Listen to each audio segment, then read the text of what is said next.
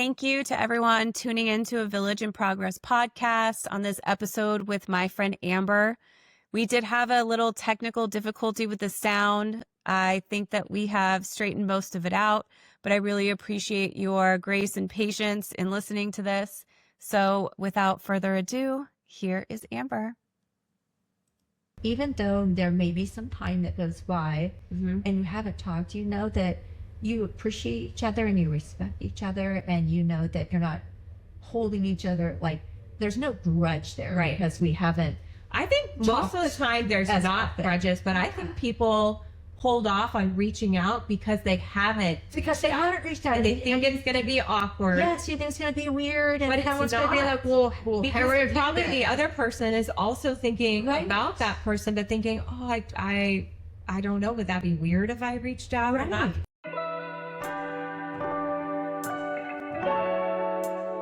Welcome to A Village in Progress. I'm your host, Alexis. Village in Progress is a weekly call between friends practicing meaningful connection in a world increasingly shaped by technology and AI. Each week, we'll share stories and insights from decades of friendship and explore the rituals and habits that have helped them thrive.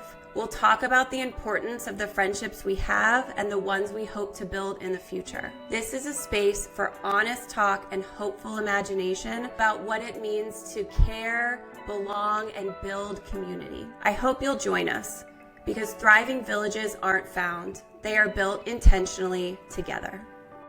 Hey, it's Lex. Hope you're having a great day. Give me a call when you can. Bye. Hi. So today I am sitting down with my very dear friend Amber, and I'm really excited you're here because we've actually gotten to see a lot of each other lately. Like, we saw each other a few weeks ago. We went to dinner with Josh. You're here today. Yeah, we get to hang out with Jeremy, and then next week we're going to see sumo and sushi. Sushi, yeah. I keep calling it sumo and sake, but it's sumo and sushi. Yeah. Which is nice because we don't get to hang out that often. I know. Anymore. I feel like we kind of go in spurts. Yeah, we must, right? Where we're seeing each other for specific things or something like that. Right. Then we get our fill, and then we don't realize that 6 months goes by, and we're like, wait a minute. What happened? Hi, we've been busy. Well, so when I was thinking about our friendship and I was preparing for this episode of the podcast, I was realizing that I think that you are my newest friend. I don't think I've made any friends since you, really, in the sense of being like a very close friend. I think you're probably the last very close friend that I made. I would agree with you. You're my last very close friend that I've made. I was like, well, we got Amber, so I don't need any new friends now. Yeah, you're really, I mean, I think you kind of pick and choose your close friends as opposed to your acquaintances. Yeah. Very closely. And, with good right, it's a relationship, like any relationship, and it's you're giving your trust to that person as you do when you're in a relationship with someone that's your significant other. Yeah. So you have to have that trust and that, obviously the friendship, but yeah. And we'll talk a little bit because I think we've really built that up with each other. Yes. Over the years. But I just thought that's so interesting that you are my newest friend, but you feel like one of my oldest friends. I mean, I'm probably your oldest friend. maybe just by put it out there. Just by this little bit of age. But you're like aging backwards. Oh, I mean, I think you're aging back. Don't you look at pictures of yours? I look at pictures of you when we just met, and I think like you look way hotter now. Oh, thank you. Oh man. Do you feel like you look hotter or sexier now than you did then? I feel really good. I feel confident and I feel strong. But I don't feel like I look any better. I feel like I've changed. Yeah. I've grown, and I think that as you age, also your features kind of morph a little bit. No, they don't. So I mean, luckily it's, I've changed my hair color, and I've, put an emphasis on taking care of me and, making myself a priority. So that all helps, that balance. And because if you don't feel good about yourself, you can't give that nurturing back to anybody else in your life, not your work, not your spouse, not your child. So, I don't know. Thank you for the compliment. Well, yeah, I think you're way hot for you. And not that you weren't hot when I met you, but you just weren't, you just dressed a lot more conservatively. Yeah, I was at the end of a marriage. Yeah. And it was, and so you just had a different vibe. You were mom. You were in mom mode. I was in mom mode. Yeah. Yeah. Now I you're was in like hot mode. Yeah. Which I love. So I feel like, our friendship really started to flourish in that time period. Yes. So I have gotten to know just a very fun version of you. Yeah, thank you. Yeah, and likewise, I think we met. I know we met at the time where. Yeah, how did we meet? Maybe we should. So what I like to do with introducing, this podcast to my friends, because that's really what I'm doing here. I'm introducing my friendships to whoever's listening, maybe one person, maybe more, hopefully more, in hopes that I think that I have very special friendships, and I think that my friends are all very badass. I mean, even the fact that you're willing to come here and sit with me and put yourself out there like that, I think says a lot about you and about my friend group and who I've chosen. So I feel like letting people in on just these awesome relationships that we have and the things we do to keep them growing and that keep us close could be beneficial for other people out there who are looking to either strengthen their friendships or grow new ones to be a better friend. Or just let them know that they're not alone. Yeah. And whatever it is, whatever stage they're going through, there's not a right or a wrong stage. It's just all part of life, and everything happens for a reason. So you don't really realize that until you look back. Yeah. Right. And all of my friends have something different and new to offer. So I just thought it would be a really unique experience for us to sit down and kind of share our friendship with everybody. Yes. Yeah. So Thank you. From your perspective, how did we meet? We met at work. Yes. We are both real estate agents, licensed real estate agents in the state of California. And anybody's looking to buy or sell, yes, Amber may or may not be available. So Alexis had been a real estate agent for maybe 5 years. Yeah, as a newbie-ish. Yeah, newbie-ish. And I had been a real estate agent for 15 years, 14 years at that time. And we both didn't know it, but we had we both interviewed with the same team, and Alexis and I both started, and Alexis also started with our other friend named Josh, where she used to work with him at another real estate firm. And he kind of took her under his wing. And then I said he was like my first real mentor. Yeah. I think. Yeah, absolutely. Kind of trained me. Yeah. And so we, our boss that hired us didn't tell us. We knew we were joining a team, and I knew the team was growing, but I don't think she told everybody she didn't that. tell everybody, and she didn't tell the people that worked on the team already. Right. It was a little Nobody knew they were. miscommunication. Yes. Well, she still does that to this day. It's always a surprise. This is what's happening. Yeah. But I think there were probably five people. Not everybody stayed, but there were maybe a group of four or five people that joined at the same time. Yeah, it was Susie. Oh yeah. Yeah, so there were 4 of us that joined. Susie ended up leaving immediately, but we didn't know what we were getting ourselves into. I didn't know, because I wasn't explained what was going to happen in terms of being on a team and the accountability. Because you never worked on a team, and you had been in escrow, and you had worked around and in real estate, but more for yourself. Yeah, so I worked, I started working in escrow in 1990. And I worked for an escrow company in Fountain Valley in Orange County. And my sister got me a job there. At that time, I was going to college, sort of part-time. And then I ended up moving to LA in 92, kept working in escrow, became an assistant in this business of escrow, an escrow assistant. after years of being like a receptionist. This was before computers and cell phones. Everything was typed and, white out on the typewriter, and fax machines and delivery boys. And so Delivery boy. yeah, delivery boys. And so I moved to LA in 92 and kept working in escrow. I worked in Brentwood. And then I moved to a company in Beverly Hills and worked there for 8 years. And during this time, I transitioned to be an escrow officer. And then in 2001, I got my real estate license and quit escrow after I had my second child. And because I just couldn't take the stress anymore. And I thought, I'll be a real estate agent because Way less stressful. so much better, so much easier.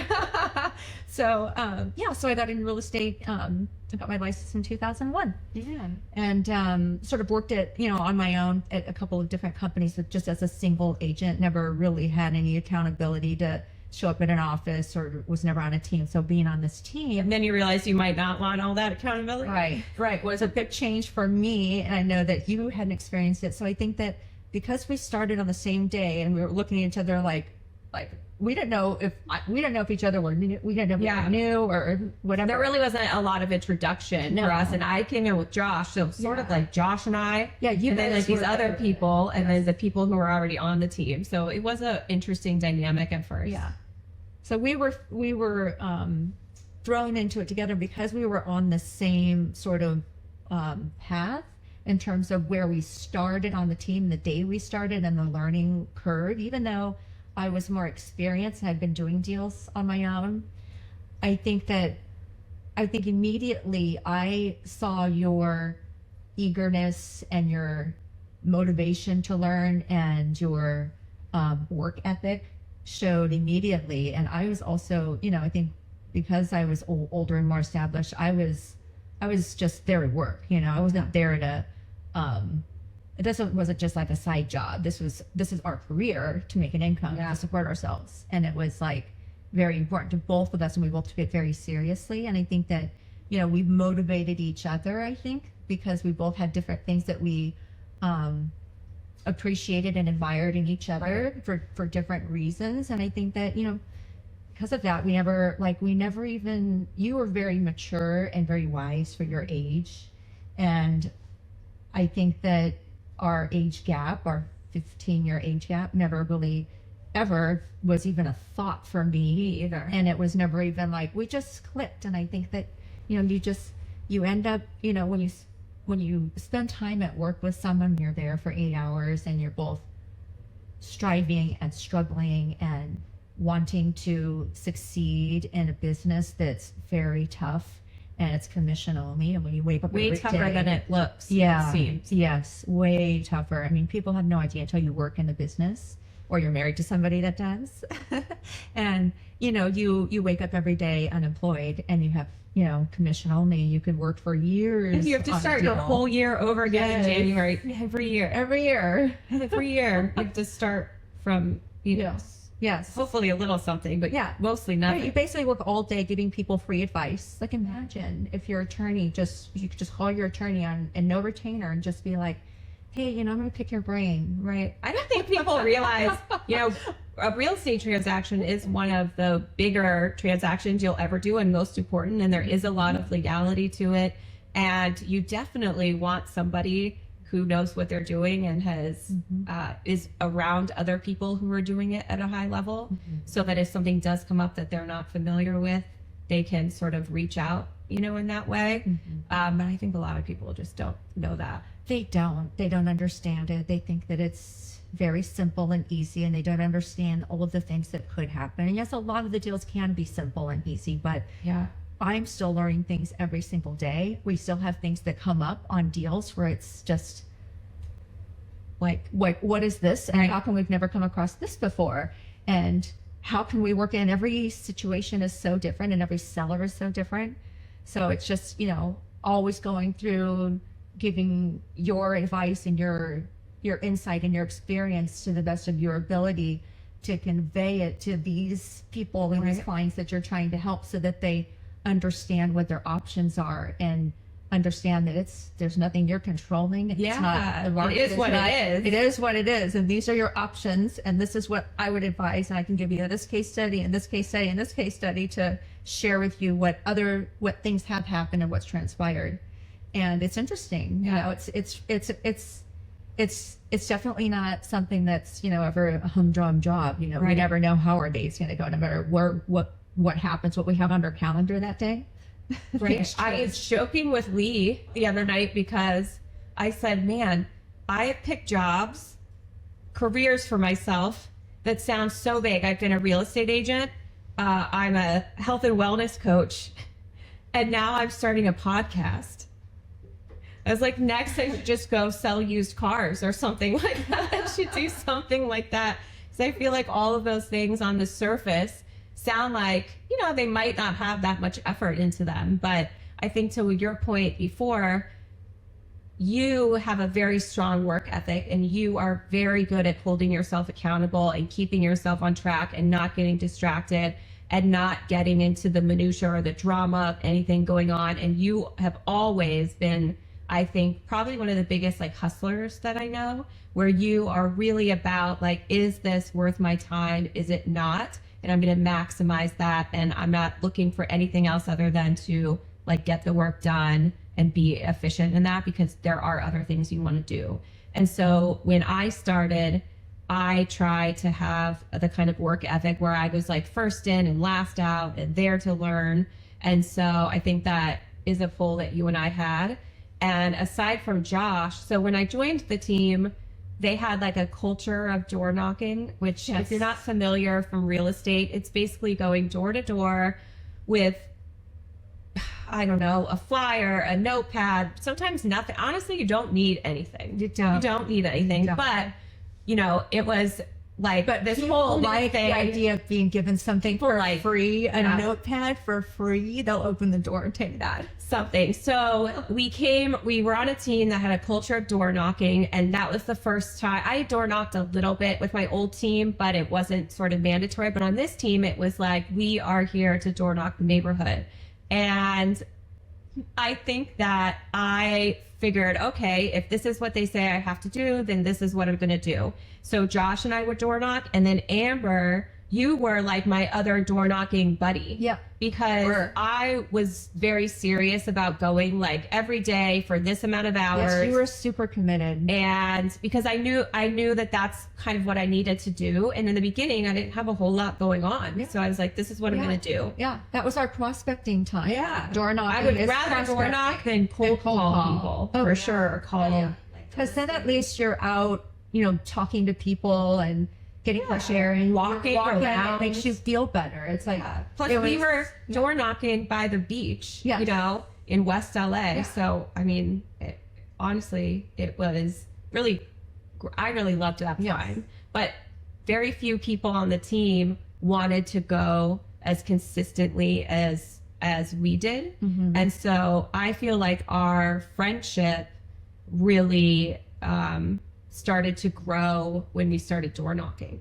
I agree with you. Because we were spending that time and because we were committed. We'd meet at a certain point every day or every other day.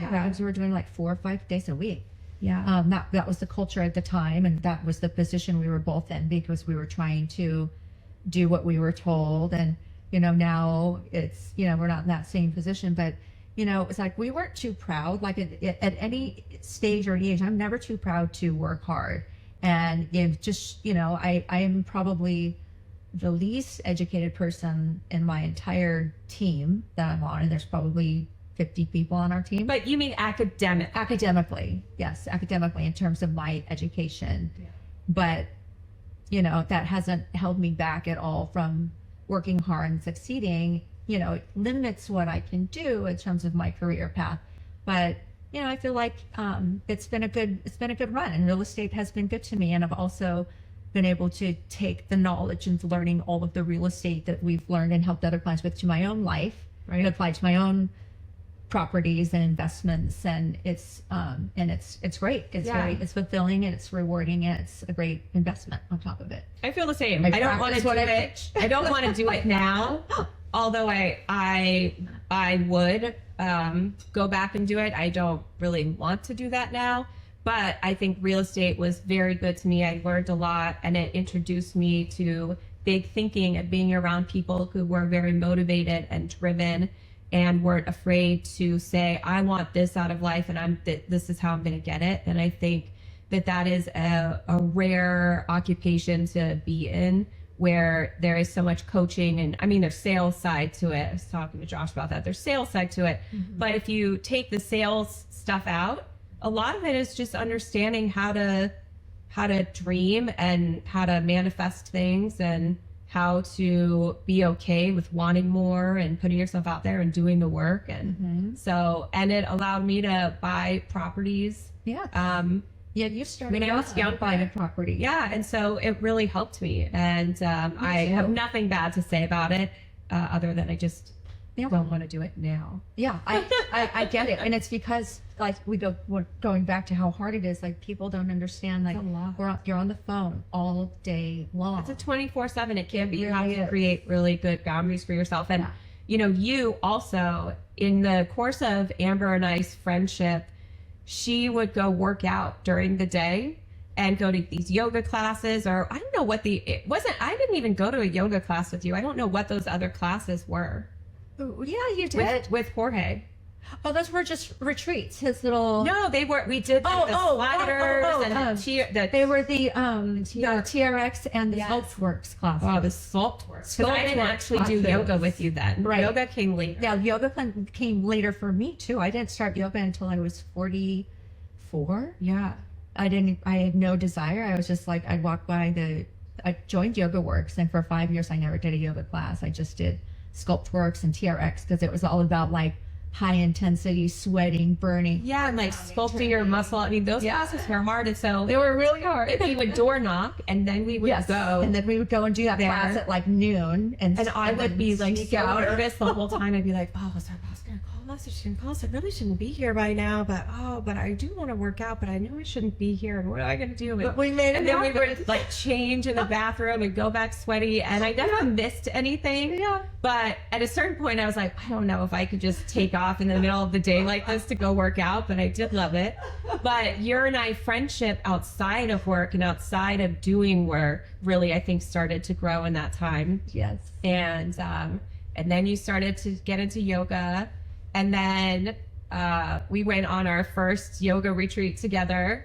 Belize. Yes, to Belize of all places, which was incredible. It was incredible. Oh my god! But I have a habit of saying yes to things that I really have no business saying yes to, just because I'm like, sure, I've done yoga before. I could probably handle that. Yoga, it's stretching. I had no fucking idea what these retreats were, and I get there and it's yoga morning, noon, and night for 2 hours a day. And then you practiced getting ready before the retreat. You were doing classes for 6 months before it. You were a little bit, but not like this. And then I remember that first class, Vinny, the teacher, was like, have you ever done this before? And I was like, I guess not. I guess I haven't. Not like this. But honestly, that retreat was the best because for my yoga practice, because I was so bad that I got a lot of one-on-one with the instructor who was constantly moving me and doing this. And then after that, I went for almost a year with you. Yeah. You went all the time. Yeah. Not just any instructor. This is top LA. Vinny Marino. He's the instructor who has taught all the top instructors who teach now in Santa Monica and all over Venice. He learned from Mati, who was the YogaWorks. She founded YogaWorks. And she was, I guess, just the most incredible person she has. Well, she must have been, because Vinny is incredible. And he, teaches all over the world and celebrities. Now he only teaches on Zoom, but he's... Well, when we got back from the retreat... as I have him. Yeah, it's tough to find instructors that... When we got back to the retreat, I started going to his classes then. And I went right up to the front. I didn't realize there was this a hierarchy of yoga women in Santa Monica of where, because people were like, who is this? Who's that? Where is she going? She's in the front? Vinny's talking to her? I remember it being really, who knows her name? And I was like, yeah, that's right. Yeah, get it together. I'm in here now. But that yoga retreat was so fun, and I think that was the first time. We had such a good time. Oh my gosh, we had such a good time, and I'll never forget your one piece. Oh my gosh. So I had been doing yoga, and I guess I'm No, it was really sexy. And I bought for this Belize trip, I bought this very scandalous one piece that was like low, and it was cut like pretty for people listening. So it was like kind of low in the front and dangerously low and narrow on the sides. Like I think it also had side. There was a lot of side. There was side boob and ass. It was a full thong in the back.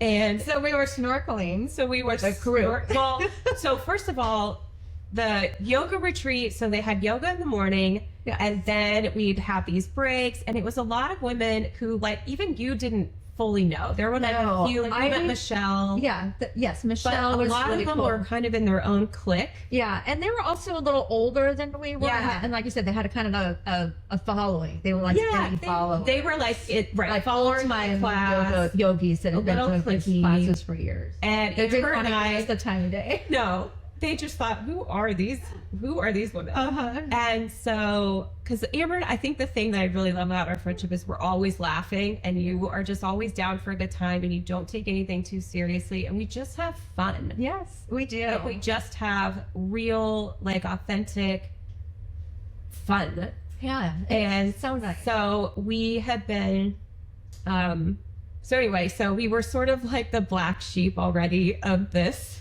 retreat. Oh yes. And then they had an excursion like one of the days, and it was to take everybody out to this island to go snorkeling. On this boat. And so we were like late, and I'm sure we were just like laughing, and we had to catch the boat. Do you remember that? We had to run, and they had to like stop We were the like boat for us. meandering over there, Yeah, and then it they was were like, taking us a long and also we time. heard this, Amber, Alexis, and it was Vinny Yeah, it was Vinny yelling at us. He's like, get over here. I'm like, And we're like, oh, we're running. So anyway, so we're already late. We already caused a scene. Then we get to the island, and I take off my shorts, and my butt is just out. And the first thing we're doing is snorkeling. And so, you know, you were bobbing back and forth with a butt cheeks in the water, just like flotation devices with your head down. It was just such a sight to see. I didn't know what to look at. my butt got so burned. I don't think I remember to put The sunscreen sea on life, my and butt I'm cheeks. like, Alexis's ass and the sea life. But you should have seen these women when I was They like, weren't happy. they were not having my booty They were- out. They were like, Uh-huh. I was like, oh God, these women, just leave me alone. You looked great. You rocked it. You looked incredible. But then they all got really jealous of us because we had a connection to the Turtle Bay Turtle Bay Inn, Inn, yeah. in Belize, and the food at this retreat wasn't that great. Yeah, that was And the so- only downside of the entire. We had Trip was already, before we even knew that, we had like arranged to have dinner and like a tour of this. because we were working with retreat. a woman whose her brother-in-law was Francis Ford Coppola. brother-in-law. Yes, Yeah, so her brother-in-law was married.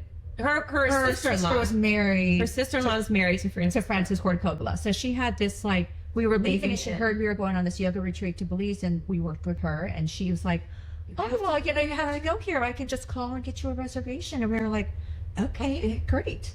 So So we go.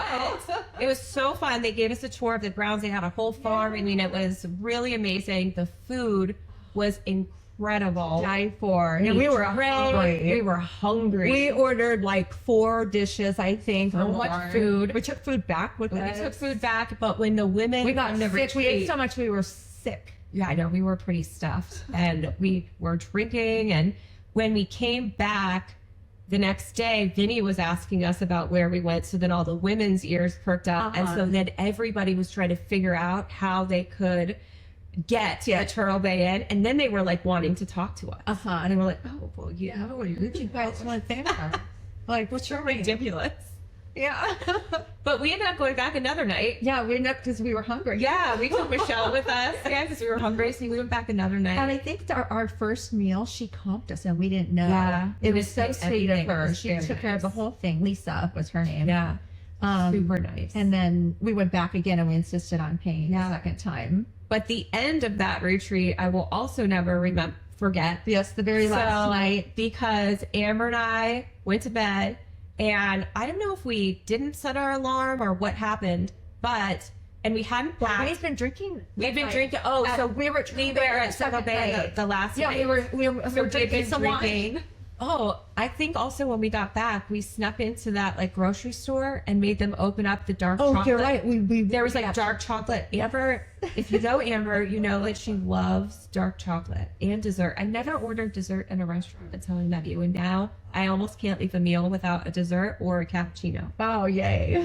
One of those two things. I mean, it's just, you can't not. I remember we must have been a little buzzed. We came back and you were like, I found the dark chocolate in this place. And we had to go find someone to open it up and sell us like dark like chocolate. midnight? Yeah, dark chocolate bars. And then we were watching The Crown. So we were in bed eating dark chocolate and pistachio nuts. Almonds. And watching The Crown. And then we passed out. And And we I had think a we were early thinking, flight. we'll pack in the morning. Yes. Our room Yes. was not packed at all. No, we weren't thinking straight. We because we're not. I'm still not a big drinker. I'm a lightweight, so like 2 glasses and there's no way I'm functioning. I can't make good decisions. I'm just ready to like fall asleep and curl it all. So Definitely not packing up let's our pack room. in the morning. That was our idea. We're like, it'll be fine. It'll just be super quick. We'll just throw it all in there. And we had to be up at like 5 a.m. Something early. So 4:30 to or get to 5. the resort, you had to take like a little jet to then like the bigger airport. And so we were all from the retreat on this like one little plane. So the 4-seater. Something like there was like a Four-seater. few of them like leaving.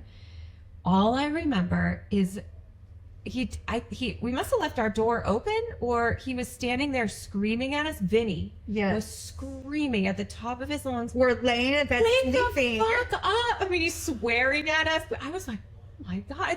I was like, oh my god! We never slept and we had no idea. We got up. We were like in our underwear, like, running around the room. We were like, throwing shit. Literally throwing shit. We're like packing. Amber's like, oh no, I need this. I'm like, we're not talking. I have my contacts in. Like, we just threw everything out. I was putting contacts in at this little airport in this little bathroom. Yeah, there. and he was yelling at us, and then he left, and then I was like, oh my god, he was really pissed. He was so mad. We're lucky we didn't get banned from any further retreats. Few retreats, but then we made it because we always do. Yes. We always That's make right. We rallied quickly. You know, there we totally had We went out there, we made it, we got on the plane, we didn't delay anybody. I think he was shocked. I think they were shocked, but again, everyone was staring at us like, oh, these. I know, like, here they go. We just couldn't catch a break on that retreat. But I'd say that gave me a real love of yoga, so I really enjoyed doing that. Yeah, I did too. You're constantly learning and practicing. So Yeah. any of these retreats any one-on-one time that you can get is just invaluable. Yeah. And Well, and then we went on our second retreat. yeah, and you realize what you're capable of too. Yeah. Yeah, and how important that instructor is, because also you're entrusting. I've had some surgeries. Yeah. So I've had 2 hip replacements, and through those surgeries, I started yoga after my first hip replacement, like 2 years in. And, you realize that the most important part of, being any type of workout that you're doing for your body is being safe, Right. and training the Especially safe with way. yoga. I feel like you Yes. could really hurt yourself. Yeah, and you don't realize at the time, but after you've been practicing for a while, you realize that it matters who your teacher is, because you don't want to get injured or hurt or push yourself. So, you really have to just, it's such a wonderful, incredible process and practice. And I've learned so much about myself, and I've gotten so much out of it. And in turn, it's, given me like so much confidence with being able to just, be in the right mindset and get through the day and Yeah. be able to cope with anything that you're going through. It's just it's that release that everybody has when they do whatever workout they're doing. And Yeah. I'm lucky that I was able to, like you, find an outlet, and it just stuck with me. So I'm hoping to be able to practice for, until I'm in my 80s, and I say, at different levels, because you can modify anything, and it's all about, as we learn more, right? What we preach is like, once you know better, you do better. Yeah. And so as you learn more, and as you grow older and wiser, you just learn that, like, being safe and being consistent and taking care of yourself and your mindset and how important it is to work on your balance and things like that. And I'm seeing it now with my parents. My mom is, going to be 80 in January. She's having some health issues, and she's had a fall, and she walks a lot slower now, and she's on oxygen 24/7. She's, it's important. She used to do yoga, and then she transferred to chair yoga, and now she doesn't do anything. But, I'm just inspired to be able to continue to Keep going. some sort of something Yeah. as we I think that progress in age. That and walking. That's my Yeah. plan. No more running 7 miles a day and lifting for an hour after. Done with that. yeah, I've gotten into lifting weights, but only in like 20 or 30-minute things. Yeah. And then as I'm entering, well, I'm like at the end. I'm like in the mid-end of perimenopause. Oh yeah. But as I've realized that that's what I'm in, I have been doing more like HIIT workouts and like just high intensity and like climbing, like biking hills and doing things that get my VO2 max, like get my heart, And that's I'm super trying to important. just work to make my bones strong and my heart, my cardiac, ability really strong, and that's like really it. Yeah. That's it. Yeah. No, that's all I'm really doing. Yeah, that's, I mean, but you've always been really good about whatever it is you apply yourself to. You apply yourself to. Yeah. You Well, I really- want to make the use of it. So if I'm going to be doing something for 20 or 30 minutes, even if Yeah. it's just 20 or 30, I want to do like the max I can in that time Yeah. and maximize what I'm doing. So, And Peloton. yeah, I love Peloton. I've like saved. That's yeah, your jam, right? I love Last time for for a almost long 5 time. years, right? Yeah, I really love that. Mm-hmm. But the yoga, I loved doing that, but what I found was that I really do need that instruction. So I find yoga really hard to do on my own because I need somebody to like help move my hips and keep me doing it safely. Mm-hmm. I think. I agree. I think that having, because you don't really know until an instructor comes up and gives you, a little bit of a just one touch in one direction. When you feel and your body realize- though, and you're like, oh, that's what Yeah, it's that's supposed what to it's feel, and supposed to that's feel why like. it's stretching, and that's why we're sitting in this and holding it like this. Yes. And, because you want to get the most out of it too. Yeah. You want to not hurt yourself, and you want to get the most out of all of that. Yeah, exactly. So, I think our friendship just grew from there and continued, and we went on another yoga retreat, and I mean, we've done like so many things. Mm-hmm. I know for me, your friendship in my life has just given me a lot of support. I feel like we've each been through things in our life that we needed to like call on the people next to us that maybe our family wasn't as helpful. And we really needed to lean on friends. And I feel like during that time in my life, you and Josh were really the two people that were there that understood me the most, that met me with no judgment, and that I could really be myself with and just laugh and have fun and be sad if I wanted, be happy if I wanted, and kind of go through all of that. Mm-hmm. So I feel like your role in my life has really been extremely supportive through everything. Thank you. I feel the same way about you. And when you said the word that you said that really hit me was no judgment, 2 words. I feel the same way about you. And, we've both had different challenges in our life and events that have transpired that are major events. And I think mine was my divorce. I went through a divorce in 2017. Separated in 2016, so it's been 9 years. But when that And that was really the beginning of that was the beginning. That was like 2 years after, or a year or so after we met, I would say that happened, and it was unexpected and shocking, and of course we were working. When it all happened, it was sort of like we had planned to meet for door knocking that morning. Right. I had found out this news that was super just shocking for me to hear. And I knew something was wrong, and I Yeah. was like, "What happened?" Yeah. We weren't terribly close then at the time. Yeah, we weren't as close. We'd meet for door knocking. Yeah. We had the same mindset in terms of our work ethic and us wanting to succeed. And it was like, hey, we were keeping each other accountable, right? We were door But knocking. on this day, I could tell something was up, and I just asked, and then you sort of it had nowhere else to go, and it was so fresh. Yeah. And I feel like that was really the first sort of like trust building that our friendship had. Yeah. And we didn't go door knocking. Surprise. We didn't go door knocking that day. I think we just sat by your car and just like sat with. I cried probably. Yeah. And we just like sat there. Yeah. It was really tough because it was, it was my ex, we were together for 30 years. So it was like your whole someone I grew up identity. with. Yeah, it was my Yeah. whole identity. It was his wife, the mom, and just I'd worked my whole life, but like for me to get back into working in real estate and being committed to being on this team and being accountable for every hour and being in the office was a big change to show up from my previous work environment, which was me working for myself. So I would, work more or less like, I guess, part-time when my kids were in their junior high school years.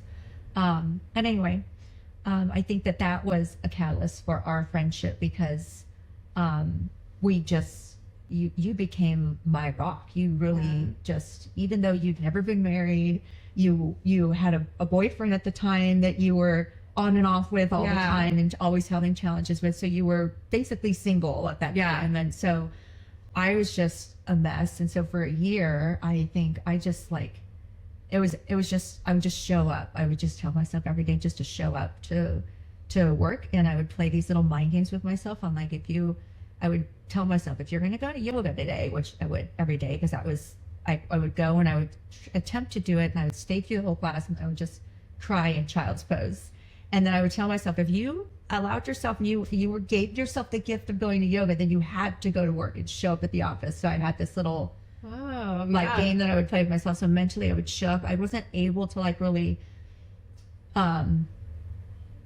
convert too many deals during that first year of my divorce because I was just not in the state of mind to be able to be that salesman that you need to be on when you're doing these listing appointments and working, to gain someone's trust, because that kind of shows through, I guess. And anyway, so you were my rock, and it was, I was so appreciative to have you. And so, I mean, it was so nice to be able to just get together, hang out. We would just laugh. We would just laugh. We would have a good time. I didn't have to think about my problems, the divorce I was going through with him, and then my kids, being at the ages they were. I think one was in high school, one was a senior in high school, and one was a senior in college. Yeah. And our friendship just grew stronger and stronger because we just started spending more time together. Well, right. Well, you had the time. I had the time. I wasn't married. Yeah. So we would hang out, and I would go to your place, and we'd hang out, and I ended up running a place and buying a new house. Selling our old house. I mean, you really, I know, on the inside, things were really tough for you, but you really picked yourself up and handled yourself. And it was very clear that you were the one who had the skills to like run and manage your own life.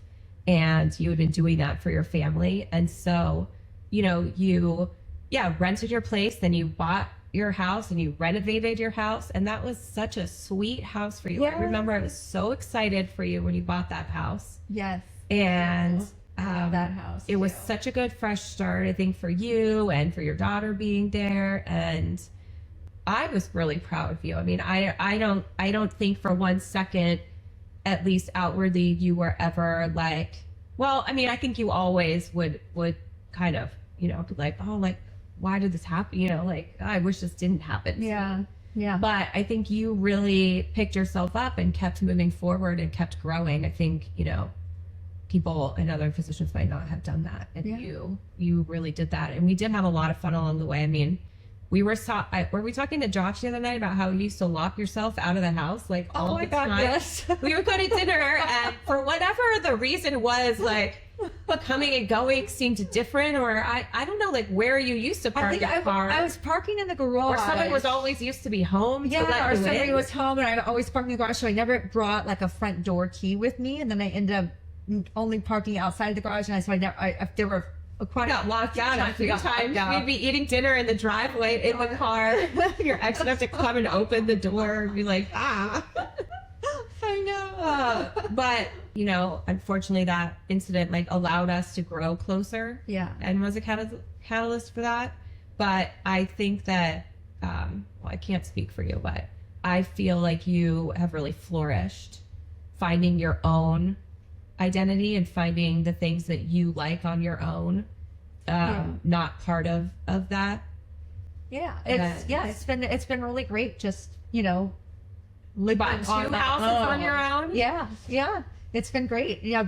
Before I met Jeremy, my husband, I had purchased a house in Mar Vista and lived there for 4 years and renovated that, and then sold That it. market got crazy. Yeah, the market got crazy. Sold it during COVID and made a good profit on that. And then Shortly after did you and bought bought your another house. one. If you want to meet your future husband, you should buy a property. Yeah. I bought my condo, and Yeah. less than a year later, Lee and I were in our house in Westchester. Yes, exactly. Just You buy got it. your house, just I buy met it. him a month later after Yeah. I bought the house. 1 month later. Yeah. Yeah. And it's, you know, and I never thought Just buy twice a about, house, and like, then you'll meet the person that you're going to marry. and I never thought twice about not like supporting myself. Like I knew I was determined, and I've always been determined to be successful and to work as hard as I need to. And I just feel like, you know, there's never been like a cap in real estate in terms of how hard you can work and how much you can make. It's all about, you know, how much effort you put into it and what you're willing to do. Yeah. And that's the same thing as every client we work with, right? It's Right. These are the things that we say to them. And they're like, well, blah, blah, blah, blah, blah. And you're like, well, it depends on what you're willing to do. And you have So, always been willing to yes. put in the work. And I Right. think it has made a huge difference, obviously, in your life. And it has, you know, made me really proud as a friend to see how happy you are now. I mean, I couldn't be happier for you now in your life and all the things that you're getting to experience, and how someone is just, you know, putting you first where you should be and really prioritizing you. And so that as a friend makes me incredibly happy for you. Thank you. Thank you. And you too, likewise. You have the same. Yeah, well, Yeah. you were really supportive. So Josh was on, and we were talking about the Sound Lounge and how, like, the first time I introduced Lee to you guys, I brought him to Josh's, and he did the Sound Lounge, and then he was crying. He was like, what is going on here? That was all emotional. Yeah. But you know, we had a lot of good times with that, and when Lee did come around, you guys were so supportive, and things happened so quickly. But you know, you guys were super supportive in whatever and however I was thinking or whatever I was doing, you know, you guys just like went with it. And so it was, I feel like you are like one of my most supportive friends. Well, And I think it's just because we meet each other with this non-judgment. yeah, we meet each other with non-judgment, and we also appreciate that we are also our own independent people. Yeah. And I think we also respect each other, and we've also learned from each other, and we'll continue to do so, because, you know, we have different experiences and different struggles, but yet knowing that no one's perfect and everyone has their own struggles and their own life and their own history growing up, and how it all, you know, makes you who you are today. And I think just by coming with the non-judgment, and I think actually, you know, speaking of Josh, has taught both of us a lot about being non-judgmental. A lot. And he still, to this day, Sometimes I'll say something and he'll be like, well, that's not right. Yes. Like, well, okay, Josh. like, Josh is perfect. Okay, you're right, John. You're right. You're right. No, I always joke. I'm like, everybody loves Josh. I know. He's so nice. He's so helpful. he's very And he just, you know, that's just who he is. Yeah. You know, he really gets joy out of just, you know, living his life every day and waking up and feeding his squirrels in the backyard. He really does. Like to him, that's like that's a great day. Yeah. You know? And if he's helped someone that day, it's a great day. He loves that. Yeah, it's just super inspiring. And he's such a great person. I think you taught me a lot about boundaries and things. You always made sure that you did your work, but you always were like, well, I'm not doing this because I need to do this. You know, you are probably one of the more firm boundary setters Yeah. that I met as far as protecting like your own, like your, I guess if we want to call it like your self-care, Yeah. protecting that for yourself. Like you always made that a priority for yourself and then scheduled sort of everything else around that. And it worked. Yeah. And it still works. Yeah. I just treat it like an appointment, like anything else. And it's non-negotiable for me. And unless I make something else a priority, but I have done that in the past, and 9 times out of 10, I'm upset with myself that I've changed my schedule That that other works thing for wasn't me. quite worth it. Exactly. Right. It wasn't worth me changing my schedule. Of course, I mean, work takes priority, but it depends what it is. Right. And most people can be flexible with the time that we're going to talk. Right, to do bump things something an or meet hour or something. 30 minutes to Exactly. give you enough time Yeah. to get in the things. Exactly. I mean, I'm willing to sacrifice everything else. Like, I don't take a lunch. I don't have an hour lunch every day. I never have about 14 minutes to make my Scarf down lunch that tuna I make and every avocado. day. Exactly. And eat that. And then and I'm typically either texting or on the phone at the same time. So I'd rather sacrifice my eating time or having lunch with someone to make sure that I can have my time to practice yoga or take a walk if it's Do something. a day to take a walk around the neighborhood instead, because it's just too important to me. And I think that when you realize that it's about being consistent, and not about, like when I was younger, I would mention running 7 miles a day. I would run 7 miles a day because every night I would I couldn't find balance in my eatings every night. Yeah. I would eat like all this crap after not eating properly all day. Yeah, And then just starving yourself. burn it off the next day. So you get in this cycle. But Doesn't work like that. so yeah, just being smarter about your choices and your time, and and Well, it's it's just been really good. I think it works for me, and it helps keep me sane. I guess that's what it comes down to. It helps keep me sane. Right. I mean, I don't have the most, I'm not the most patient person. I guess that's probably one of my negative qualities. I'm more impatient. I'm working on it, but I think that it just comes down to just always being so busy, and that's what it's. Yeah. That's right. If that everything exactly, and with work, trying to squeeze it all in, and not having the patience to deal with things that I already know what the outcome should, like with some of the clients and the properties. It's like you have to have that hour and a half long conversation, and what needs to happen and what the outcome is, but you have to go through the emotional intelligence of Before it won't stick. clients understand and come to their own realization that this is their decision, and that takes time, massaging, and if you don't do that, at some point it's going to come back and somebody's going to think you've wronged them, Right. or they have made a decision. Way They better have to take all that information. extra time up front. Yes. It's like anything, to explain that. Yes. I think this ties in well. So, all of our time is getting more and more limited. That is like the ultimate gift is like time. So you also have, outside of me and Josh and Jeremy and your kids, you and your family, you also have a group of high school friends that you have been consistently doing things with and getting together, I guess, since high school. Right? Or they, Yeah, even they go before back that, before high actually. school? Yeah, I go back. I call them your high school I gang. know. We all, most of us graduated together, with the exception of 2 of us, although we're all, the same age-ish. Yeah. It's within a year or 2. But one of my oldest friendship goes back to 3rd grade. Oh, wow. So yeah. So- And she and I are still good friends. She lives in Long Beach. So how do you, because I know with regards to our friendship, I mean, we used to work together. It's only been about 5 years that I haven't been working on the team. But you and I've moved and done different things, and you got married, and got married. and I got married. You had a baby. And I had a baby. So our lives have never been, we've never been in the same era of our life together. Completely. So Well, except for when we were both single. Except for when we were both single. There was a time Really fun. that very fun couple of years where we were both single, where we were all three single. You, me, and Josh were all single. Yeah. And that was a very fun time. That was a very fun time. But even now, like, we make plans. I would say we don't go more than a few months without seeing each other in person. And every time I come down, then I stay at your house. Yeah. So I feel like we really try to make the time that we do hang out really count. Mm-hmm. And our husbands get along well. So going out, the four of us, we try to do that. So I feel like to keep our friendship going, we really make a point, even though our schedules are really busy and have a lot of different things going on in our schedules.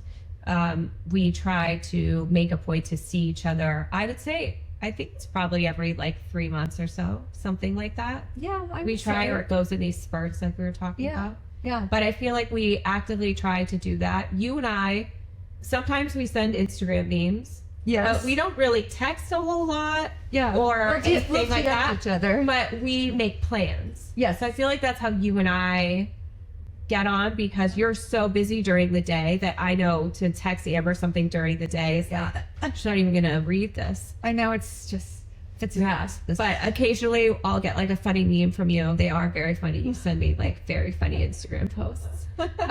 So we do have an ongoing Instagram. Some political serious stuff. Political serious stuff. And then mostly ridiculous. Like funny. And so we have that, but I would say that you and I keep our friendship going by making actual plans to meet in person. We put a date on the calendar. Yeah. And that's where then we start. And then we have dinner for like 3 hours, or on my birthday. You and Jeremy have also been so sweet and have taken me, like, we've done birthday and lunches that are like 5 hours. Yeah. Like very long. Yeah. So I feel like when we do get together, we're not rushed just to have a quick meal. Yeah, and we enjoy the same thing. Yeah, we both enjoy, having a nice dinner or lunch or just. You have taught me a lot about the finer things in life. Oh well, thanks. So yeah, but we really we don't rush dinner. I don't know. You had your reception on a yacht, so finer things in life. Yes, we did. It was written. I manifested that. I wrote about that. I know. So if you want a yacht, you just gotta imagine that one day you can be on one. But so how have you? And I've met your high school friends. I remember one time I came over. You guys were having like a sleepover at your house. Yeah. And I'll just say this, and then I'll let you talk about that. I was just there for like the beginning. I think I just happened to be there because I wanted to meet everybody. Yeah, and then you're like, they all showed up with their own like coolers of their own drinks and their own pillows and their own. I mean, talking and their like, pajamas already. Well, when you get to a certain age, like even I think probably like it starts in your 30s and kind of goes up, and definitely I'd say like for me by 40, like.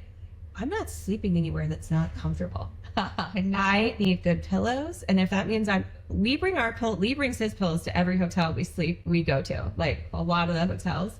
He's like, I just like his own pillows. Where I'm gonna bring like everything to make myself comfortable, and these women all showed up. They're like, listen, I'm not gonna trouble Amber to make the martini that I want. I'm gonna bring all the things. And so they each whipped out their coolers with all their own cups and glasses and all their own stuff. It was incredibly impressive. Yeah, that's how they roll. That's how they roll. It's, because how many are there? There's 9 it's of a big us. Group. Yeah, there's 9 of us, and we all graduated like the same year, or 1 or 2. Like I said, 1 didn't graduate from the same high school, and 1 is actually a friend of my girlfriend Brenda. Her name's Shannon, and we met a few years after high school because she's a couple years younger, but she married one of our high school guy friends, Billy. Yeah, I heard that. Yeah, and Shannon and Billy divorced because Billy had a little side boy Asian thing on the side that she found out about after they had kids. So, that'll do it. Yeah. So, I feel like we've all gone through changes in our lives, and some of us haven't gone through too many changes. Like one of my friends has been married to her husband they met in junior high school. Debbie and Sam, shout out. They are still together to this day. They live now in Temecula. They moved out to that area and bought a house out there like a year ago, after living in South Orange County. And it's really, it's really interesting because it's almost like we're our little group. They want to keep our little group in a little time capsule because yes, every trip that we take, we went to Nashville last year and we rented an Airbnb. Everybody has their own personality. So we let the ones that want to do all the planning and the controlling plan the trip, and the other ones that Just show up. just bow out. I'm just like, just tell me how much to Zelle or Venmo you, and I'll send it. But everybody has their own idea. But all of them want to stay together, and stay in rooms. So we had a 3-bedroom Airbnb. No, was it 2 bedrooms? It was 2 bedrooms, and They want a slumber party. they want a slumber party. Yeah, we have one planned for January 2nd where we're going to do we're going to slumber party at Washman's house in South in West Flores area of Irvine, South Orange County, and we're going to sleep over and do an ornament or actually no, we're doing the gift exchange where you buy something that you love. We've done this the last couple of years. Yeah, explain to people what that is because I thought that was such a good idea. Yeah, it's great. It's actually we've been doing that the last 2 or 3 years. Before that, we did an ornament exchange where you just brought an ornament and everybody would pick one and you could do like the white elephant where you could steal somebody's. And now we're doing this thing where you buy like 8 presents of the same exact thing. You have a dollar cap amount, like say $50. I think the first year was 30 and we realized that wasn't enough. So now it's probably 50. And you buy the same thing, but it's something you love, something that you buy one for everybody, and it's the same present for everybody, and they get to open it. And then it's something like it could be something simple. What did you buy for them that you use? It could be something simple that you use every day that you love, like your favorite lip balm or special sort of salt. And these are things that I've received on a special sort of. Everybody has their own take on what they like. So the first year I gave silk pillowcases to everybody. The silk ones, which then this was 2 or 3 years ago. It's a little newer, and so I really loved having one. Yeah. And then last year I had one of our pictures framed in this cute little frame and blown up, like a 5x7 thing of one of all of us together at one of our Christmas parties or something that we had, and we were all like doing some fun, sort of like pose where we were all smiling, so we don't have any current pictures of all of us together. So I have that in my house now. So I have a picture of us of our group, and everybody has that. Oh, so that's very thoughtful. Yeah, so something like that. But it's really so nice because we've all gone through different things in our lives, and just being there to support and to love each other and to show up for each other and accept each other no matter what is really so special to me. And I just feel so happy and so grateful to be included in this group of ladies. Yeah, because they really are just very simple. They don't care about anything but hanging out. Things. Yeah, they don't. No one's trying to impress each other. Right. No one's trying to everybody just really loves each other, wants to support each other, and there's just we're all super honest with each other. It's really hard to find in such a big group of women, especially as you age. Yeah, as you get older, and different people's lives go in different directions. Yeah. And we're starting to parents are older. Yeah. You have lots of parents, and if you've gone through different things with their kids now, and challenges with what's going on with their kids and my kids, and our lives, and it's just a safe place. It's a safe place to be able to be yourself and have a good time, and let loose. Also, they're fun. They are partiers. Yeah, partiers. I can tell by the drinks they brought. Exactly, and no one wants at this age. You don't want to have to eat something or drink something that you don't want to. You have the exact. The type of vodka that they want. They have a certain type of beer that they want. They have a certain type. Every little thing comes down to whatever's perfect for whatever drink they're making for themselves. And I'm not a big drinker, so for me, it's just like I might have a glass of wine or two, and that's it. But I just enjoy all of my individual relationships within that group. Yeah, and just watching, everyone. How do you guys stay connected? Like, Are you on? We have a text chain with all of us. And is it pretty active? Oh yeah. Is it little things throughout? Oh yeah. All kinds of things. Like every last night, week, we were every texting week. last night. How many texts do you get like every week? Oh my gosh. Sometimes I'll send I've got like 17 text messages and it's all on this group text. So you get home from work and Yes. you're like, okay, let me catch up on this because they're all meeting tomorrow morning. They're all meeting for brunch in Orange County in Huntington Beach. Do they all live mostly except for now Temecula? Yeah, the one. Yeah, Debbie's driving up from Temecula to go to this brunch. It's really a reason to get together and day drink. That's really what it is. Right. So let's be honest. So they're starting at 10, having a drink, and then they're going somewhere else at 11 to actually do like the brunch. You'll be at open house. And I'll be working as usual because that's what I do. I work. I'm really good at working and making money. So I can't go. But, I appreciate that I'm invited. I appreciate that they're doing this and that they also don't judge me or stop inviting me because sometimes I can't make these things because they're all retired school teachers or some of them work part-time and some of them have stopped working. Some of them are working full-time. Right. But it's such a nice, it just really feels so nice to be able to have all of these friendships. And some of the friendships have developed more so because as we've grown older with some of the women that I wasn't as close to, When you were younger. when I was younger, and sometimes, when you were in the big group, you start talking to one person and then you're talking with that person. You don't get a chance to catch up as much with someone else that you did, the year before. But regardless, I think that we all just, that no one's trying to outdo each other. No one, is trying to, flaunt anything or boast about anything. Everyone is just super sweet and supportive and just wants to have a good time. They want to have a good time and they want to laugh and they want to have the same sort of friendship that we did when we were teenagers, when we were in the 80s, Right. and we were going out to dance It's clubs. always fun to be nostalgic. Also. Yeah. It's always fun. Yes. And if people have known you since you were of that age, Yes. there is a comfort level that you just cannot Yeah. replicate. So we have a text chain. That's how we stay in touch. They'll throw things out. We'll, put, hey, does anybody want to, when can we do our next trip and Right. start trying to plan it? And there are a few women that don't want to ever fly. So we have to be very careful with, Did they go to where- Nashville? One didn't go because she didn't want to fly. Everyone else went. But we're aware of that, and I think that trip we were trying to get her to drive out, but it just didn't work out. But I think it's just been just such a comfort. It's such a comfort to have all of them, there and constantly in communication and like a lot of text messages. Right. I mean, sometimes a lot of the times it's something like silly or something from the past or, maybe it's a new picture. Of But with 9 people commenting and all that, I can imagine that they, Yes. over the day. Yeah. Yeah.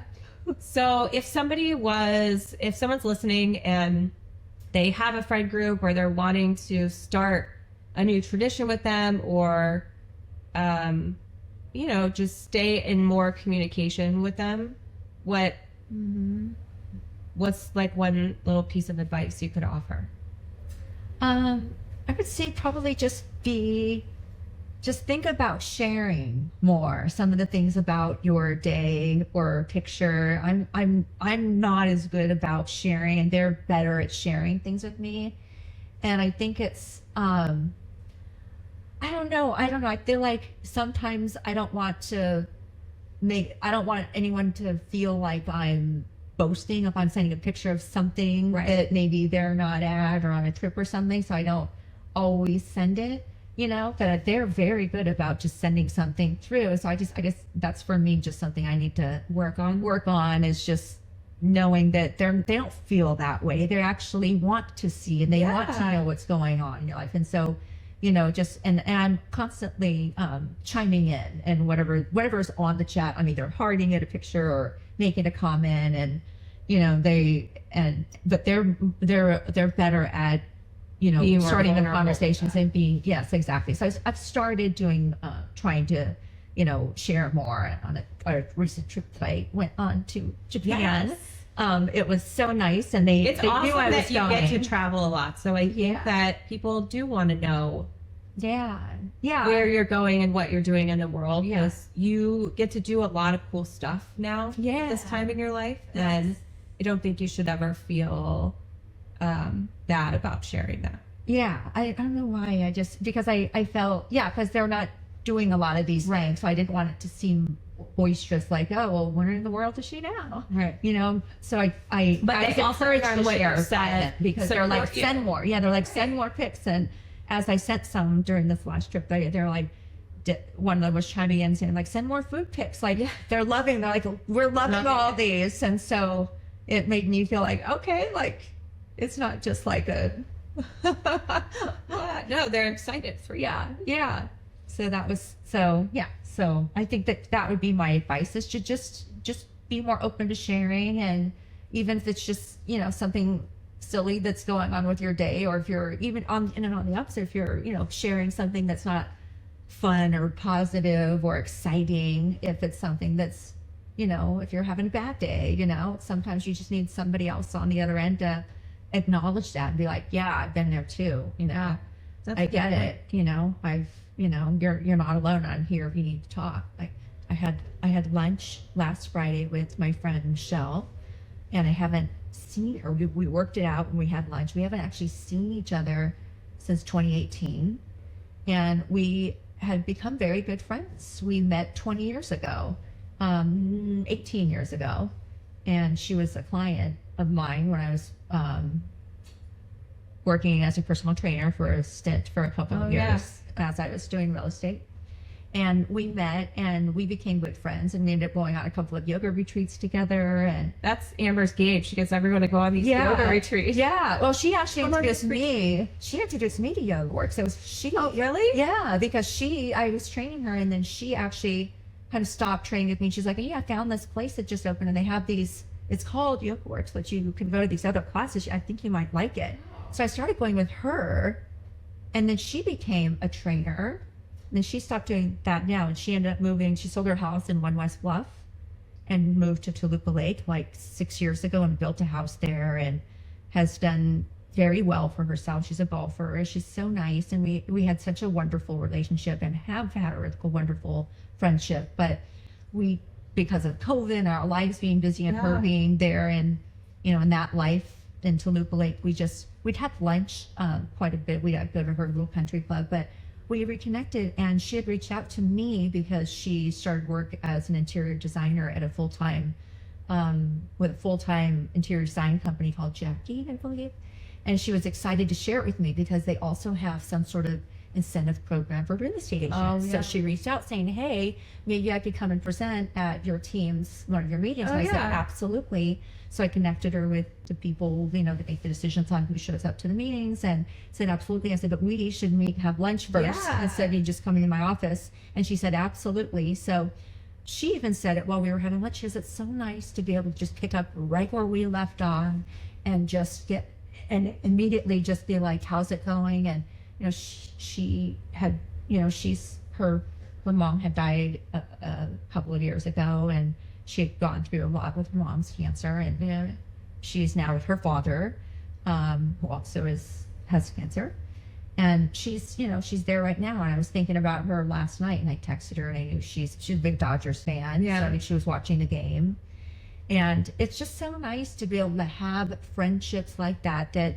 even though there may be some time that goes by and you haven't talked, that you appreciate each other and you respect each other, and that you're not holding each other, like there's no grudge there, right? Because we haven't. I think most of the time there's not grudges, but I think people hold off on reaching out because they haven't reached out. And they think it's going to be awkward. Yes, you think it's going to be weird, and but it's going to be like, well, because probably the other person is also thinking about that person, but thinking, oh, I don't know, would that be weird if I reached out or not? And I think you can't control other people's reactions to things. Mm-hmm. So even if you reached out and then that person gave you something negative back, I have to imagine, unless you did something really terrible, that that's something they're going through and not you. And I think, you know, then you can sit with that and, you know, hopefully not take that on. But I think a lot of people let a lot of time go by, and then they let more time go by because they think it's going to be awkward. And I would encourage people to just Yeah. jump in there Yes. and invite someone, shoot someone a text, give someone a phone call. Exactly. Just say, I was I was just thinking about you. I would also use that on a sales call, but it works in real life. I was just It thinking does. about you, It does. and I wanted to see how you were doing Exactly. because And it puts down, it lets your guard Lets it down. all It down. just really makes someone feel like, gosh, and the more I'm the thinking about you too. yeah, and the more the more time that goes by, and we realize that, you know, life is really short. There's just like no need to hold on to that. And if you enjoyed somebody's company, but everything in our lives change and our lives take us different places. And if you were pulled apart for a little bit, doesn't mean that you can't go back together, right? Right. Or can't just be there from afar to support. You know, who knows when you guys might see each other again, but you know that if there was something, you could connect again. Totally. I mean, we already have discussed, like, we just had such a great lunch, and we were both, of course, on, you know, I'm like, Right. Siri, Checking set it out, timer yeah. for 125. Like, I'm on a schedule. You know, and it was hard for me to sneak out to have lunch for 1 hour on a Friday, but we met. We were, you know, Beverly Hills is a halfway point for both of us. loves Beverly Hills. I do. I have some great restaurants. I can tell you everywhere you get the best chocolate. Yeah, Whatever best desserts chocolate you're looking all for. town. All over town. So yeah, so it was so nice because she actually was the one to reach out. It was kind of because of business, right? Right. Because she's wanting to establish herself now, and she, Yeah. you know, she's a few years older than me, and she's like in this stage in her life where she's just doing what she loves. Right. She doesn't need to work, but she enjoys doing But this also, design. she reached out to you for business. Yeah. But, which I think, you know, is also okay. I think we have to be okay with leaning on our networks Totally. and asking people for that. But also, you made another connection with her. Yes. So just because you're reaching out for something in business doesn't mean it has to be all business, or that has to be like super transactional in that way. Yeah. Exactly. So I think people should keep that in mind if Yeah. there's a person Yeah. that they've been thinking of reaching out to that they don't want it to feel like just business or feel like that. I think why not? Yeah, why not? Why not? Exactly. Might as well And just like, give it a and shot. her doing it, even though it was more business related, it was still, it was personal, but it was also, hey, business. And I was like, yes, absolutely, I'm going to do this introduction, but also, how have you been? Right. And we started just a text exchange, and then and I said we should get lunch, you know, because it's probably going to be a minute before you actually do this presentation. And she absolutely responded, and it was just a matter of us getting a day on the calendar. That's always the hardest part, is if you let that conversation go, Right. whether You it's have on to the book phone, you have to. It's the you same have to as book in it. sales. You have to give them 2 dates Yes. and let them pick one. Yes, you have to book it, and you have to get on the phone. Even if you have to cancel it because something comes up, You could always you can reschedule, always reschedule. but you're more likely to reschedule for another firm date Exactly. if then you get to already that. have a date on the calendar. Yes, exactly. That is a really good point also. So Absolutely. reach out and pick a date. Exactly. And then from then, you know, we actually have been, she texted me after saying, hey, it was so great seeing you. I spoke with Frankie, your husband, and we want to get together at this other restaurant, Dante's in Beverly Hills. And she knows people, so she can get us in. And so, Dante's is one with the roof. yeah. And so, you know, everything happens for a reason. And I feel like we are both at a time in our life, she and I, where we both now probably have more time to spend together, and we really enjoy each other's company and talking together, and just hanging out. Friends. There's different like seasons of Yeah. friends with different people. Yeah. There's a study out there that says that if a friendship lasts more than 7 years, it's likely to last a lifetime. Do you? I guess I can't quite agree with that, because I had a friendship that ended. I haven't talked to this friend for 8 years after my divorce. Oh, I think I know this. I think you know who I'm talking about. It was a friend that I met. We'd been friends for 20 years. Yeah. And she was the person friend to hold my baby Christian when I had him in 1995. But she had started this pattern with firing friends, even when we were still friends. Like, she was just cutting people out of her life. So she was going through some things and some changes. And I think she's never been married even to this day, never had kids. And I think that because our lifestyles were so different with what we were in on the daily, me being, married pretty young and having kids pretty young, we met actually before I had kids. She was my neighbor. And when I first moved to LA, she was my neighbor right above me. She had a roommate and I was living beneath her. So we've known each other for a long time, but she, it was all this talk about acceptance and judgment. It was the one person in my life at that time that really shocked and surprised me, because she became very judgmental of me during my divorce. Yeah. And was upset with me for She was mean. She was mean. She wasn't being mean-spirited. Yeah, she was mean-spirited. She wasn't being the friend that was just sort of there to listen. That's all you really need, is somebody there to listen, to like hear you out. You don't need anyone to solve anything for you. You just need to go through. You have to go through those emotions. You have to go through that mourning. It's basically like a death, and there's no solving it. And I think that because she didn't like the way I was handling it, you don't know how you're going to handle things until you go through. Yeah, who would know how you're going to handle like a sudden shock divorce? Right. How would anybody know? Right. That? And so, there's no right way or wrong way. I guess there are probably really wrong ways, but there's no booklet. I guess there is probably a few books. There might be a few. Well, but you know what I'm saying. It's just, it wasn't, everyone has their own way of dealing with things, and you don't know how it's going to affect your system and you, and how you can show up every day or not show up when you go through something traumatic.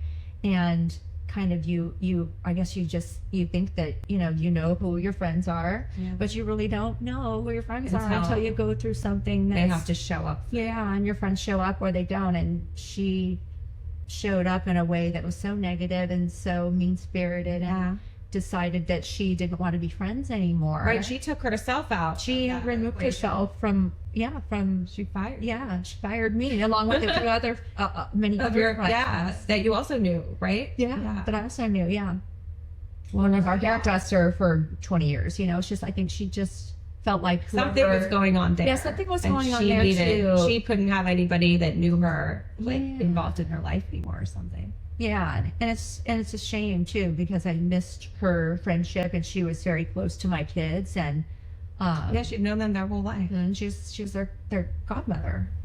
So it was, and I always encouraged them to continue to have a relationship with her, but they knew what had happened. And when your kids are adults, they make their own decisions and their own. Yeah, and they're likely to have your back or understand that if you were hurt in that. And it was something, and there were a few things, and it was just the things that she was upset about. It was just like, one of the things was like, I think she was upset about me not wanting to talk to my mother-in-law. Oh. I'm not even sure why that would be her business. Right? All right, so if you're a friend out there, what I could say is that, okay, so what I'm learning from this conversation is that you have to be vulnerable. You always have to be authentic, and you have to find people who you can be your authentic self with. And I think you have to be able to weather the storm with these friendships, because all of our lives are going to change. And I think if you want people to show up for you, you have to show up for them in that way. Yes. And you have to be consistent.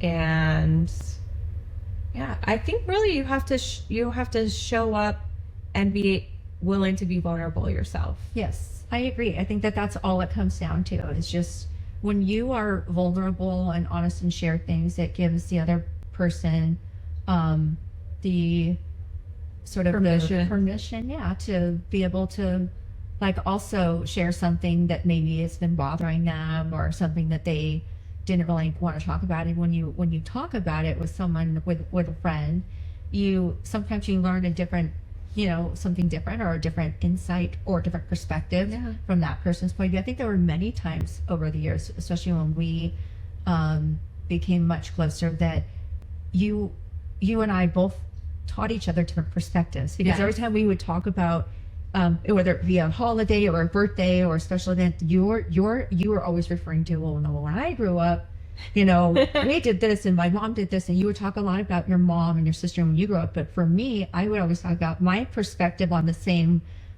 event or occasion or party would be my kids. Right. What I did From with my the mom, kids. from you being a mom from me being a perspective. mom perspective. Right. So, because when we were talking, that's what you would remember and I would remember, even though I have also memories from when I was a kid. My most recent memories and what I think about and what was all Right, of it was those your years, my kids, my family, and I think we both learned a lot from each other, because there were times that you were going through some challenges with your relationship with your mom, and I think that hearing my perspective as being a mom as being a mom, was is how I related to my kids, and also how I related to my mom going through the years and whatever relationship Right. struggles came about over the years. But mostly I think it was just the perspectives, and I was able to appreciate your perspective and also your perspective and Josh's perspective from a guy's point of view, right? Hearing like a friend, like it's really, I know that it's controversial to have like a friend of the opposite sex. Yeah. I think Josh is my first. I've had friends of the opposite sex that were gay, Yeah. but I think that he's my first friend, heterosexual, real friend that feels like a brother. Brother, I that's have how I sisters. describe it. Yeah, I didn't have a brother growing up, and so I was with my ex for so many years that I didn't have many friends. They were my day hairdresser. Well, I would say he was like grandfathered in before I met Lee. So like, I have a few male friends that Josh is like my brother. So it did give me like another good perspective on that. It's really interesting to hear a perspective from a guy, and also just feeling comfortable to have an emotional relationship with a man that is safe, just safe and is there because they are really just caring for you and about you as a person with no ulterior motive, and it's just really special. I think the perspective is good because we all have different, you, me, and Josh all had different perspectives and different life experiences, and we're at different stages in our lives, and it just gelled. Yeah. It just really complemented each other. Yeah, because we would all be like, I never thought about it that way. Well, how many times would we say that? I never thought about it that way. So I would say something from my perspective, and then Josh would do the same. You would say the same. We'd be like, I think when you do share these things, you're not always thinking that you're going to get a new perspective. But when you share things with your friends, I think you trust them for a reason. You're trusting to share them for a reason. Yeah. And so I think it does promote a deeper connection where you can get some insight into how they might handle that, or what they might be looking for, or the lesson they may have taken from that might be different that you can't see at the moment. yes, exactly. Because you think you know it all, right? Yeah, you go through points in your life where you think you know it all. Exactly. And times you're like, I don't know. Exactly. I don't know what's going on. And we've all been there. Exactly. Yeah. So who do you consider part of your village now? So, wow, that village is, well, my core is Jeremy, my husband, and my kids, Christian and Sydney, because they're, 30 and 26. Yeah. And so that's my core village. And then of course, my parents, I don't know how big the village is. Whoever you consider your village.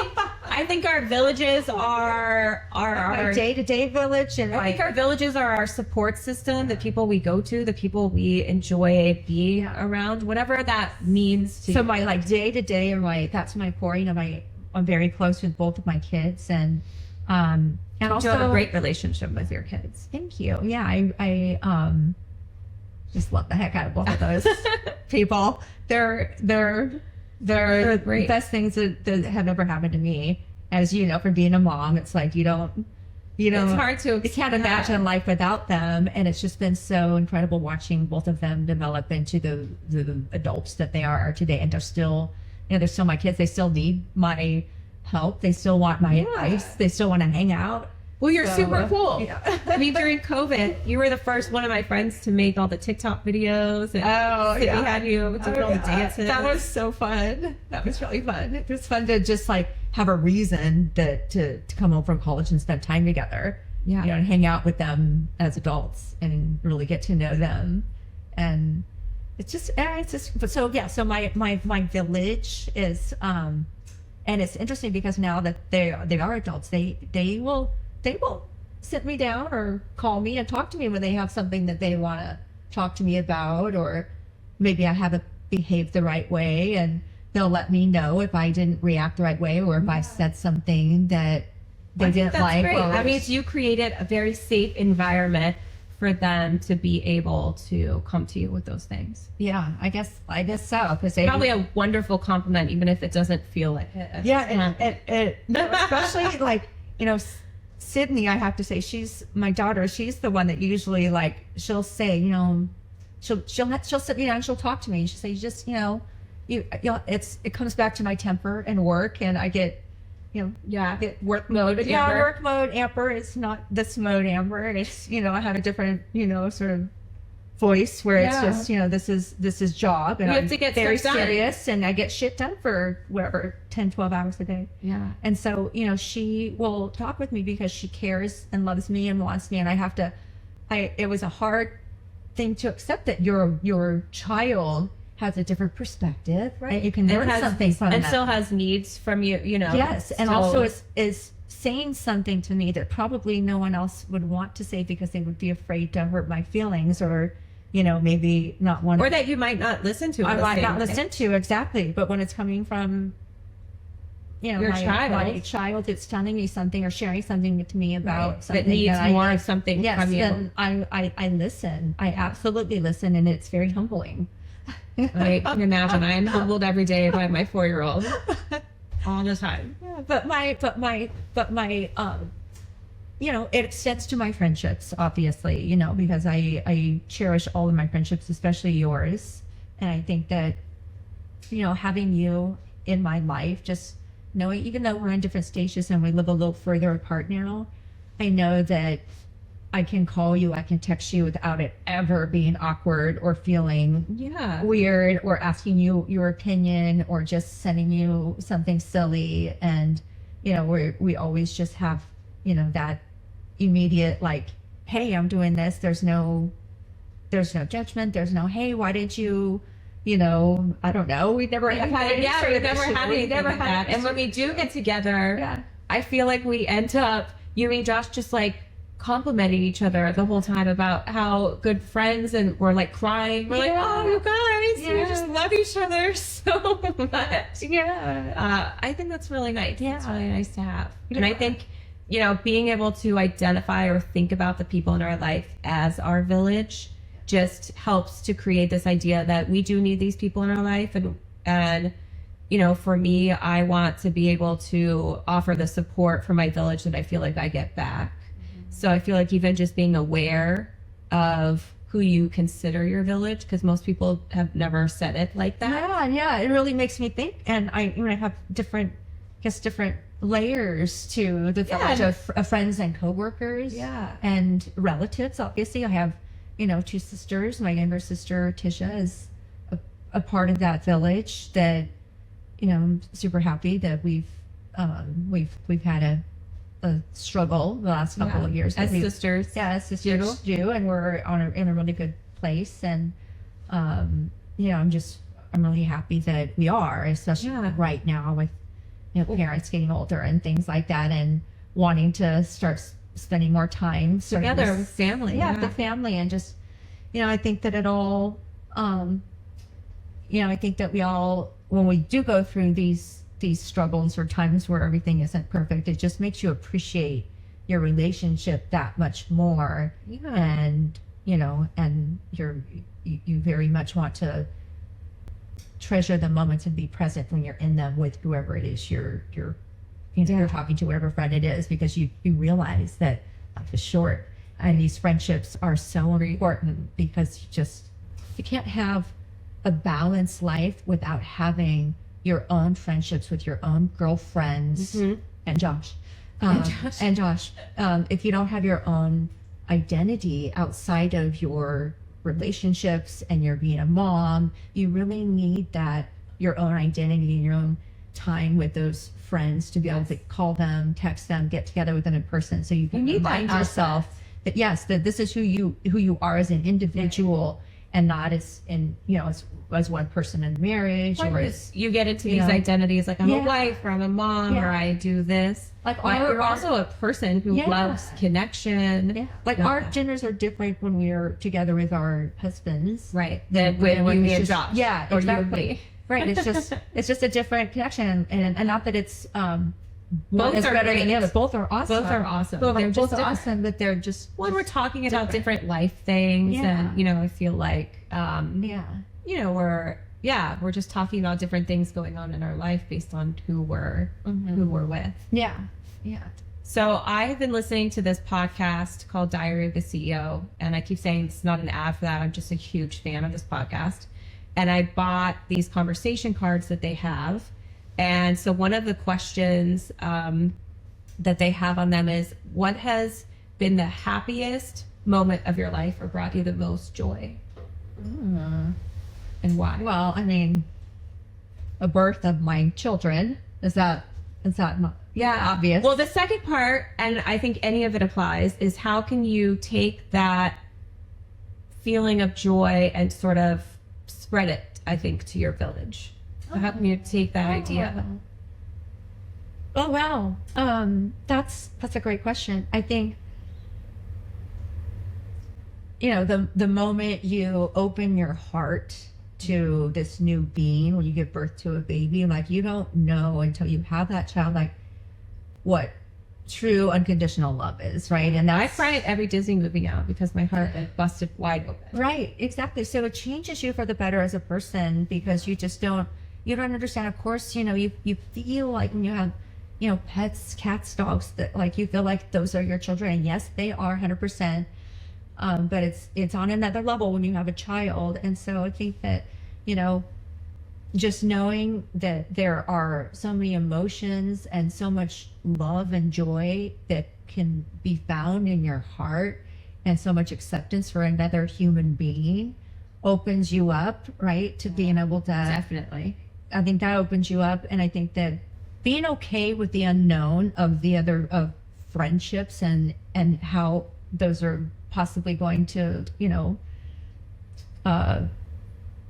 build and become better is, I think, just learning to understand that you're accepting someone else's life and story and their passions and their personality as though it's the birth of a child, because it's someone new coming into your life. And so this new person could be completely different from anyone you've ever met and anyone you've ever had as a friend in your life. But just knowing that it doesn't mean they're better or worse, they're just different. And so accepting them, who they are, learning about them, and being open to their story, and just hearing that, and maybe taking something away from that and applying it to your life, or just locking it away and thinking, gosh, wow, that was, I would never have guessed that about that person till they shared that with me. And knowing that about them, I just respect them so much more now, because I had no idea that they had this happen or this struggle, or they go on day to day. And I think I have issues, but Right. they never have complained about it, and I never knew this. I never shared this little tidbit with me. Right.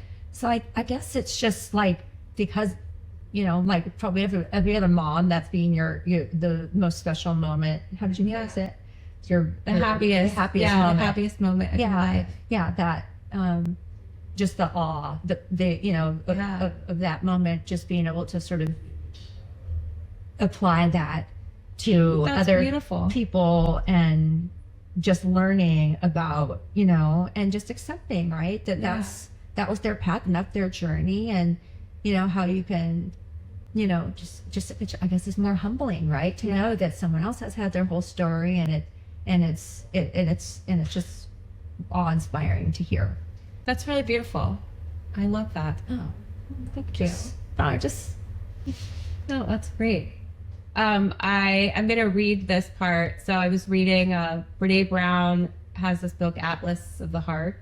and she defines, she talks about cultivating meaningful connection. And she defines connection as the energy that exists between people when they feel seen, heard, and valued, when they can give and receive without judgment, and when they derive sustenance and strength from the relationship. And I read that and I thought, I feel exactly like I get that connection from our friendship. I feel like we give a lot to each other and we receive a lot from each other. And I think that we definitely have like a very strong connection in that. I do too. When I read that, I thought, oh, that's like exactly how I feel. Yeah, me too. Well, I really want to thank you for sitting down with me. We do, I am trying to start a little Ripple Challenge tradition on the podcast. So if there's somebody that this podcast sort of would inspire you to reach out to or to make a greater connection, I think you kind of already have made one with that woman, Michelle. But if you could think of anybody else, I think, you know, picking up the phone, like you said, and or texting that person that you haven't talked to in a long time, but that you got along with really well. Yeah. Yeah. And it's just that time and life sort of took you apart. Yeah, it's no reason. Just Yeah. life. Exactly. So you kind of did that. But I think if anybody listening, you know, if you are thinking about a place to start, like just think about somebody that you had a great time with. yeah. And it doesn't, you know, as long as I guess it didn't end Yeah. terribly. And know that like Then you could always pick up. yeah, and also like knowing the way you feel when that person reaches out to you. Right, Don't have that imagine. hang up that's gonna be Yeah. Imagine if that person Yes. had called you. exactly. If you Like, close your why- eyes and yes. imagine, what would that Then why moment be should like? yes, exactly. So then why would it be weird if you reached out to them? You should just put that energy out, like Exactly. that's how they're gonna Exactly, because that's why, you know, years and years go by is because you're both thinking, "God, it's going to be weird," or you know, maybe it's the type of friend, and we all have these friends. I have one in particular, different friend, different group, that, you know, whenever we do talk, it's not that often, but she tends to talk the entire conversation. Oh yeah. About personal things, which is fine, and I want to hear it, and I want to catch up, but I don't always have like an hour to listen. Right, to a vent. Exactly. So I refrain from reaching out because I just don't have the time to be that listener, Right. and to take all that on. She probably needs You a know, therapist. yeah, exactly. When you have someone that's going to lay all that on you, Right. you don't want to take that. I have enough. Well, and especially if it's not something where you have the relationship where you each lay on each Right. other. Exactly. That's Where it's different. really one-sided and, Right. you know, like, Right. you know, it is hard to give to those people. So if you are that friend also, you should probably find a therapist Right. to talk to, because your friends are also, your friends and your romantic partners are just not the people to like unload all the things on Exactly. all the time, Exactly. because Yeah. it just gets, you know, Yeah. it's not the place. And I think a good friend can actually say that to you, Yes. in a nice way when enough is enough. Right. They could say, you know, you may want to talk to somebody Yes. that's a little bit more trained in this than Yeah, I am. I'm sharing this with you because I love you. Right. And don't, you know, it's But you may want to take this to a Yeah. professional. Yeah. You'd probably be nicer about saying it to us. I'd be like, listen, I can't deal with this shit anymore. I mean, You need to call somebody. Well, I really want to thank you for making the trek all the way up here, and it was- for coming to hang out, and for having this conversation. Your friendship is one that I really value and that I could see having for the rest of my life. So hopefully we can get you and Josh on one together. We can just laugh for however long it takes. yeah, that'll be the whole That would be the whole thing. the whole thing. We'll Just just laugh laughing. laughing. What are we talking about? Yeah. I don't know, we laugh. I just really want to thank you for, taking the time to do this. Is there anything that you wanted to say or that we missed?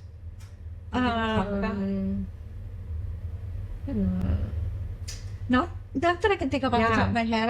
I really didn't have any I didn't have any sort of agenda or anything like that. I just was excited to come and see you and visit you and be part of this. So it was just fun to chat. I just feel like we've just been chatting. We have. Well, thank you so much. And I can't wait to hang out. Yeah, me too.